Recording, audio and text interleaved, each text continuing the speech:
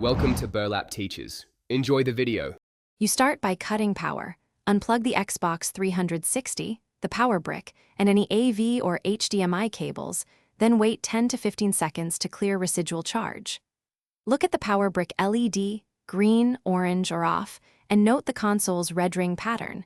This tells you whether it's an external power fault versus internal failure. Once done, reconnect just the power brick to the wall and the console, and do a hard power cycle to see if the ring changes. Next, isolate the fault.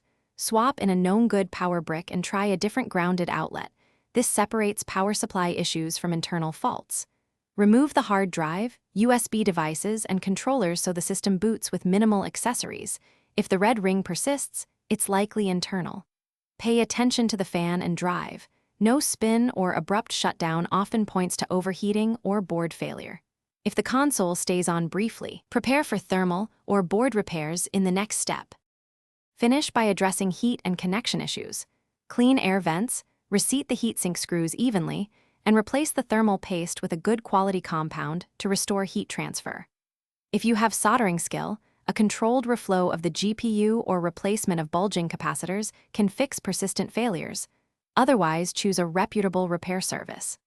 Once reassembled, run a 30 to 60-minute stress test and then a full game load while watching for reoccurrence. If the red ring returns, note patterns and seek professional diagnosis. Thanks for watching. Consider subscribing if this video helped you.